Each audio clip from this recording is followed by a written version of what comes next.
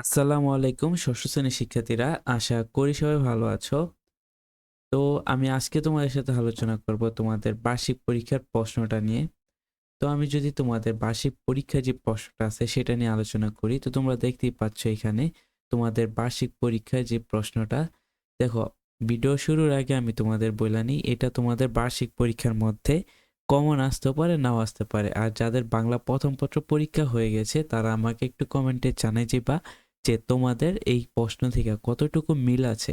তো তোমরা আমাকে অবশ্যই কমেন্টে জানাই যাবা যে এখান থেকে তোমাদের কতটুকু অংশ মিল আছে, ঠিক আছে? তো এখন দেখো, তোমরা সকলেই জানো যে তোমাদের সর্বপ্রথম যেই প্রশ্নগুলো আসবে সেটা হচ্ছে বহু নির্বাচনী প্রশ্ন। আর বহু নির্বাচনী প্রশ্নের মধ্যে তোমাদের 30 নাম্বার দেয়া থাকবে। আর 30 নাম্বার দেওয়ার পর তোমরা চাইবা যে সৃজনশীলের মধ্যে।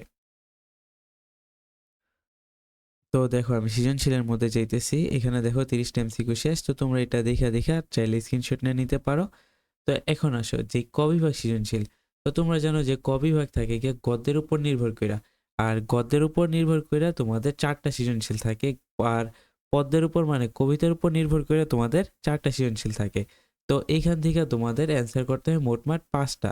ঠিক আছে? তো তুমি যেকোনো একটা থেকে 3টা অ্যান্সার করতে পারো, আবার কোনো একটা থেকে তুমি 2টা অ্যান্সার করতে পারো। এটা তোমার নিজের উপর ডিপেন্ড করে যে এখানে সৃজনশীল 4টা দেওয়া আছে, কিন্তু কোনো বিভাগ থেকে চারোটাই তুমি অ্যান্সার করতে পারবা না। অবশ্যই তুমি গদ্য থেকে 3টা অথবা 2টা, অথবা পদ্য অর্থাৎ মানে কবিতা থেকে তুমি 3টা অথবা 2টা অবশ্যই তুমি অ্যান্সার করতে হবে।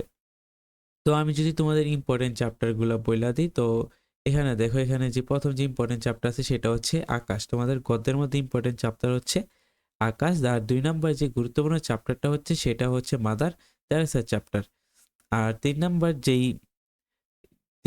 যেই অধ্যায়টা আছে সেটা হচ্ছে কতকাল ধরে। তো এই 3টা চ্যাপ্টার তোমাদের জন্য খুব বেশি ইম্পর্টেন্ট। তারপর আরেকটা চ্যাপ্টার হচ্ছে গিয়া কার্টুন ও ব্যঙ্গচিত্র। ঠিক আছে? তো এটা তোমরা পড়লেও পারো, না পড়লেও পারো, এখানে কোশ্চেন আসার সম্ভাবনা কম। কিন্তু তুমি আকাশ, মাদার তেরেসার কতকাল ধরে, এই 3টা খুবই বেশি ইম্পর্টেন্ট। তারপর কবিতা থেকে আসো কি কি ইম্পর্টেন্ট আমরা দেখি। কবিতা থেকে হচ্ছে কি আসমানি কবিতাটা ইম্পর্টেন্ট। তারপর দেখো কি কি আছে। তারপর হচ্ছে চিঠিবিলি কবিতা। তো এটা তোমরা ভালোভাবে পড়ে নিবা। তারপর দেখো কি আছে। তারপর হচ্ছে যে বাস্তব কবিতা। ঠিক আছে? তো এই 3টা কবিতা খুব বেশি ইম্পর্টেন্ট। তারপর লাস্টের যেই কবিতাটা হচ্ছে সেটা হচ্ছে পাখির কাছে ফুলের কাছে। মানে এই কবিতার লাস্টে যে 3-4টা কবিতা আছে এগুলো বাদ দেওয়ার কোনো সুযোগ নাই। ওকে? তো আমরা এখন আসি যে আমাদের যে ছিল আনন্দ পাঠ। তো আনন্দ পাঠের মধ্যে কি কি আছে? আনন্দ পাঠ তো তোমরা আদুবাই গল্প সবাই জানো। তারপর হচ্ছে গিয়ে হলুদ টিয়া সাদা টিয়া গল্প। তারপর ওডিউসের রাজার বাড়ি কিভাবে আপ্যায়ন করা হয়। তো এইগুলো তোমরা গল্পের মাধ্যমে, এগুলো তোমরা সবাই জানো। তো এগুলো তোমরা ইজিলি খুব সহজে উত্তর করে দিতে পারবা।